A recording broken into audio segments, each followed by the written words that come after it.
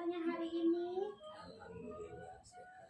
Oh iya, di sini sesuai janji kita tadi pagi, Rini mau melakukan penyuluhan kepada Abah mengenai asam urat, bikin makanannya. Apakah Abah bersedia? Sudah siap. Iya, kalau begitu sekitar waktunya itu 15-20 menit ya Abah. Insya Allah akan dilaksanakan penyuluhan mengenai asam urat ini. Nah, sebelumnya ada yang ingin Abah tanyakan? Langsung aja lah.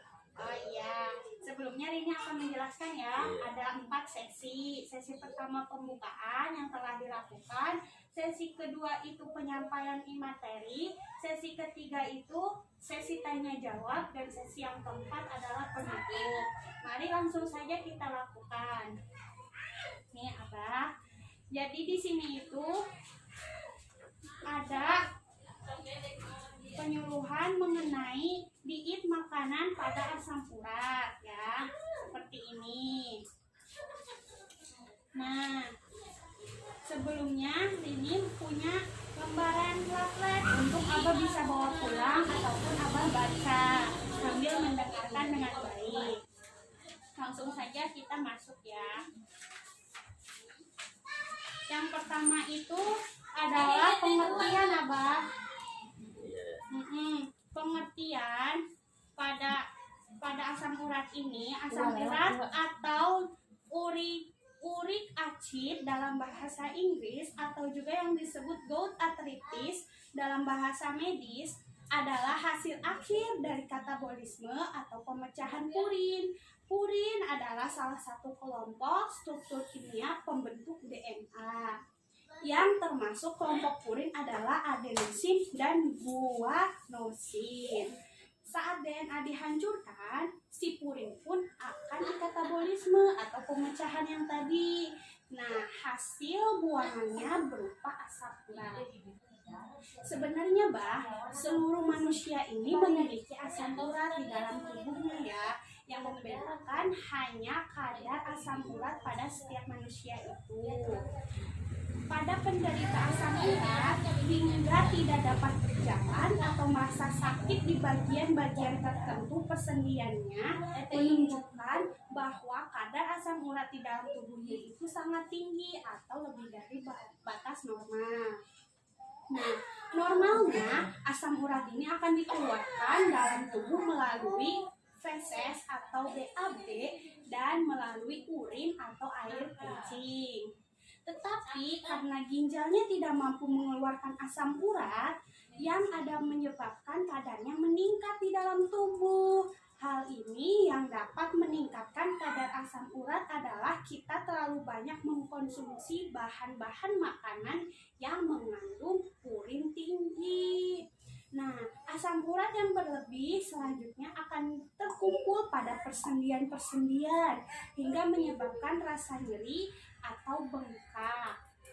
Terus, penderita asam urat setelah menjalani pengobatan yang tepat dapat diobati sehingga kadar asam urat dalam tubuhnya itu kembali normal. Tapi, karena dalam tubuhnya ada potensi penumpukan asam urat, maka disarankan agar mengontrol makanan yang dikonsumsi hingga dapat menghindari makanan yang banyak mengandung purin ya ya nih. Kayak gini nih, jadi penumpukan di sendi-sendi itu, jadi ini tuh purin-purin yang tersisa, asam urat yang tersisa jadi membuat bengkak, nyeri ya ya. Kita lanjutkan ya Terus yang kedua, kadar asam urat itu berapa sih agar normal? Untuk kadar asam urat normal pada wanita itu 2,4 sampai 5,7 Abah.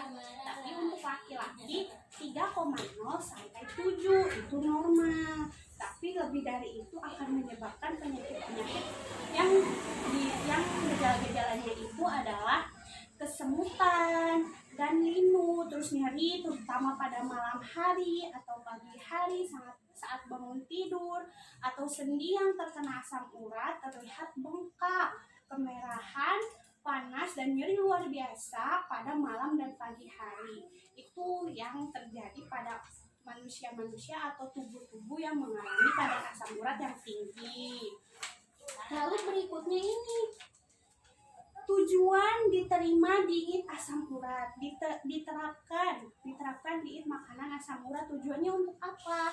Untuk mengurangi kadar asam urat, memperlancar pengeluaran asam urat, memperoleh berat badan yang normal, mencegah agar tidak nyeri akibat asam urat, terus berkumpul dengan keluarga menjadi bahagia, membuat diri lebih produktif juga. Lalu di sini berikutnya itu adalah perbedaan makanan diet asam urat dengan penanganan makanannya yang biasa ya Mbak ya. Jadi untuk makanan-makanan yang tidak dianjurkan oleh penderita asam urat itu seperti jeroan. Jeroan itu ada apa aja? Seperti jeroan itu ada hati, jantung, ampela, itu yang mengandung purin tinggi sehingga tidak dianjurkan untuk penderita asam urat. Lalu makanan laut seperti apa aja? Termasuk kerang, udang, dan teri, itu dimanapun tidak boleh makan agar asam uratnya itu tetap normal. Lalu ada daging merah seperti daging sapi, daging domba, dan kambing, itu tidak boleh ya Abah. Lalu ada daging olahan termasuk salami dan ham, itu tidak boleh. Lalu minuman manis seperti soda dan jus buah, itu juga tidak boleh ya Abah. Terus mengandung yang alkohol, itu tidak boleh. Susu juga nggak boleh ya Abah. Terus berikutnya itu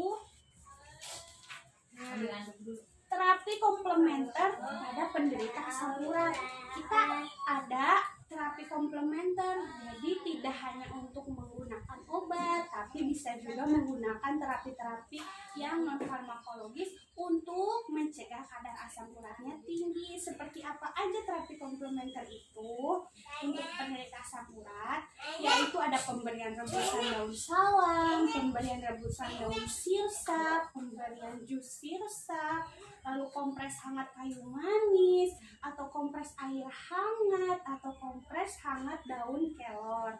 Itu dapat dilakukan pada penderita asam urat agar asam uratnya itu bisa normal atau kembali normal lagi dan tidak ada nyeri. Lalu sekarang ini mau ngasih tahu mengenai bagaimana perebusan daun salam itu. Jadi kita bisa dilakukan sendiri di rumah. Jadi daun salam itu direbus dalam air 1000 cc 5-7 lembar daun salam. Tunggu airnya hingga mendidih. Nah, lalu tuangkan ke gelas sekitar 100 cc. Minum 2 kali sehari dalam 7 hari. Insya Allah kadar asam urat di dalam tubuh kita itu normal dan untuk mencegah tinggi. Lalu yang kedua ini akan menjelaskan terapi komplementer mengenai jus sirsak. Bagaimana pembuatannya? Sama seperti terapi rebusan daun salam, sama-sama direbus. Yang membedakan daun sirsak itu 10 lembar dengan 2 gelas air mineral. Jadi direbus tuh, tunggu hingga mendidih hingga tersisa 1 gelas aja. Lalu minum pada pagi hari, sore hari, 1 jam sebelum makan, rutin selama 8 minggu. Itu telah diteliti, 2 yang telah disebutkan tadi sudah diteliti oleh ilmuwan-ilmuwan dan hasilnya itu sangat efektif untuk menurunkan kadar asam urat dan nyeri pada persendian-persendian yang menderita asam urat. Seperti itu Abah. Nah, ini sudah selesai memberikan penyuluhan. Sebelumnya ada yang ingin Abah tanyakan? Tidak? Ya, cukup. Cukup? Coba kalau boleh tahu, Rini mau nanya Abah, apa aja terapi yang bisa dilakukan untuk menurunkan kadar asam urat? Apa aja? Yang tadi diceritain ya, rebusan daun salam, rebusan daun sirsak, Iya. pemberian jus sirsak. Ya, betul itu Abah. Lalu kalau boleh Nini tahu kadar normal untuk adanya asam urat di tubuh kita berapa ya? Kalau untuk Mm-mm. Kadar kalau normal. dewasa ya, Iya. kalau dewasa sama anak kecil nggak mungkin asam urat ya. Iya, tapi ada juga yang keturunan, Ya, cuma kalau untuk dewasa. Kalau pria 3,4 atau 7 ya, Mm-mm. paling tinggi ya 7 ya. Iya, kalau untuk wanitanya? Wanita 2,4, paling tingginya 5,7. Jadi kalau lebih dari 7 atau lebih dari 5 itu udah parah banget berarti. Iya, udah mulai terasa nyeri-nyeri ya, Pak Iya. ya. Jadi harus segera ditangani agar tidak menyebabkan lebih parah lagi. Abah, yang pertanyaan tadi Rini sampaikan, Abah udah menjawabnya dengan sangat-sangat betul. Bener banget Abah udah menjawabnya. Terima kasih untuk menjawabnya ya. Kalau begitu, benar untuk sesi ini Abah tidak ingin ada yang ditanyakan. Ya udah cukup. Ya, kalau begitu Rini akan menutupnya saja ya dengan bacaan Alhamdulillahirobbilalamin. Semoga apapun ilmu yang telah kita sampaikan tadi semoga bermanfaat dan bisa Amin, amin. membantu banyak orang ya Abah. Ya, Kalau begitu Rini akan kembali ke ruangan. Ya, Abah sehat-sehat ya. amin. Kalau begitu, Assalamualaikum. Waalaikumsalam. Itu boleh apa bawa?